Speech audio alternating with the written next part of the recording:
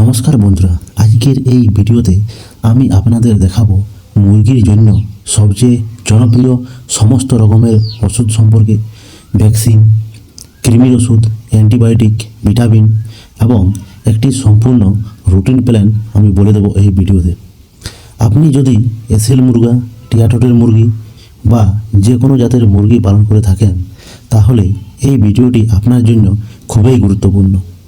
তাই ভিডিওটি শেষ পর্যন্ত অবশ্যই দেখবেন। অনেকেই আছেন যারা ভিডিও মনোযোগ দিয়ে দেখেন না, ওষুধের ডোজ কম বেশি দিয়ে দেয়, যার ফলে মুরগি মারা যেতে পারে। প্রথমে কথা বলি ভ্যাকসিন নিয়ে। মুরগির সবচেয়ে বড় সুরক্ষা হলো ভ্যাকসিন। ভ্যাকসিন যদি সময় মতো না দেন আর আপনার ফার্মে রোগ ঢুকে যায়, তাহলে আপনার 80 থেকে 90% মুরগি মারা যাবে। আর যদি ম্যানেজমেন্ট ঠিক করে রাখতে পারেন, তাহলে হয়তো 30% অবধি মুরগি বাঁচাতে পারবেন। অনেক সময় দেখা যায় হঠাৎ মুরগি মারা যাচ্ছে, এর প্রধান কারণ হলো রানীক্ষেত। এই রোগ থেকে বাঁচার জন্য আপনাকে অবশ্যই সময় মতো ভ্যাকসিন দিতে হবে। ছোট বাচ্চা অবস্থায় অর্থাৎ 5 থেকে 7 দিনের মধ্যে আপনাকে F1 বা B1 ভ্যাকসিন দিতে হবে। তারপর 14 থেকে 16 দিনের মধ্যে আপনাকে গাম্বোরা ভ্যাকসিন দিতে হবে। 21 থেকে 23 দিনের মধ্যে লসোটা ভ্যাকসিন দিতে হবে। ভ্যাকসিন দেওয়ার সময় একটা বিষয় খুবই গুরুত্বপূর্ণ।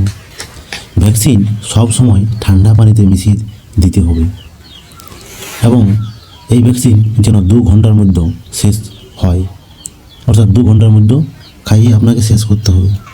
এছাড়াও আপনি মুরগির সংখ্যা যদি আপনার কম থাকে, তাহলে আপনি চোখে বা নাকে 1 ফোঁটা করে দিতে পারেন।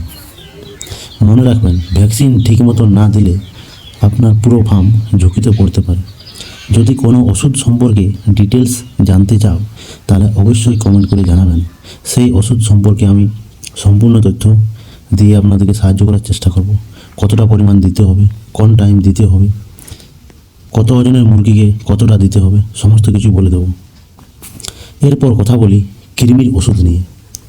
অনেকেই বুঝতে পারেন না, কিন্তু কৃমি মুরগির সবচেয়ে বড় লুকানো সমস্যা। যদি কৃমি থাকে, তাহলে আপনি কখনোই সেই মুরগিকে ওজন বাড়াতে পারবেন না। সেই মুরগি ঠিকমতো খাবার খাবে না এবং ধীরে ধীরে দুর্বল হয়ে যাবে। তাই প্রতি 20 থেকে 30 দিনের পর পর কৃমির ওষুধ দেওয়া জরুরি। কৃমির ওষুধ রয়েছে যেমন অ্যালবেন্ডাজল, ফেনবেন্ডাজল এবং পাইপারজিন। এগুলি আপনি ব্যবহার করতে পারেন। সাধারণত 1 লিটার পানিতে নির্দিষ্ট ডোজ মিশিয়ে দিতে হবে, তবে সব সময় ওষুধের লেভেল দেখে ডোজ দিবেন। আর একটা গুরুত্বপূর্ণ কথা, অতিরিক্ত দিলে কিন্তু ক্ষতিও হতে পারে।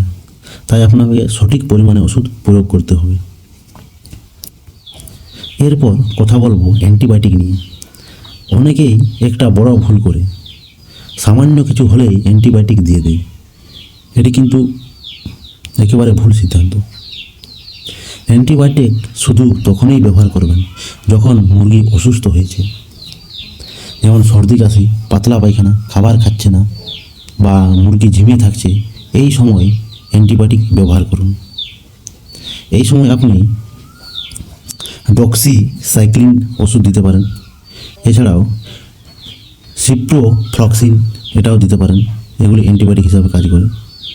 এছাড়া রয়েছে অ্যামোফিক্সিলিন, এটাও আপনি দিতে পারেন। সাধারণত 3 থেকে 5 দিন ব্যবহার করতে হয় অ্যান্টিবায়োটিক। তবে একটা কথা সবসময় মনে রাখবে, অকারণে অ্যান্টিবায়োটিক ব্যবহার করলে পরে কাজ করবে না। তাই এটাকে শেষ উপায় হিসেবে ব্যবহার করুন। এরপর কথা বলবো ভিটামিন নিয়ে। ভিটামিন মুরগির বৃদ্ধি এবং শক্তির জন্য খুবই গুরুত্বপূর্ণ। যদি আপনি চান আপনার মুরগি দ্রুত বড় হোক, শক্তিশালী হোক এবং দেখতে সুন্দর হোক, তাহলে আপনাকে নিয়মিত ভিটামিন দিতেই হবে। আপনি মাল্টিভিটামিন, ক্যালসিয়াম এবং লিভার টনিক ব্যবহার করতে পারেন। সপ্তাহে 2 থেকে 3 দিন পানির সাথে মিশিয়ে দিলেই যথেষ্ট। গরমের সময় ভিটামিন সি দিলে আরও ভালো ফল পাওয়া যায়। এখন আমি আপনাদের একটি সহজ রুটিন প্ল্যান বলে দিচ্ছি, যেটা ফলো করলে খুবই ভালো ফল পাবেন।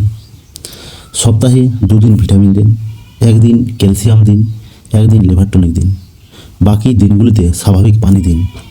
এটা করলে যথেষ্ট। এবং প্রতি মাসে একবার কৃমির ওষুধ দিতে হবে। মুরগি অসুস্থ হলে তখনই অ্যান্টিবায়োটিক ব্যবহার করুন। সব সময় ফার্মকে পরিষ্কার রাখার চেষ্টা করবেন। সবসময় পরিষ্কার পানি খেতে দিন। তো বন্ধুরা, এই ছিল মুরগির জন্য সম্পূর্ণ ওষুধের গাইড। আপনি যদি এই রুটিন ফলো করেন তাহলে আপনার মুরগি দ্রুত বড় হবে এবং অসুস্থর হার অনেকটাই কমে যাবে। ভিডিও ভালো লাগলে অবশ্যই লাইক করবেন, শেয়ার করবেন এবং চ্যানেলটি সাবস্ক্রাইব করে রাখবেন পরবর্তী ভিডিও দেখার জন্য।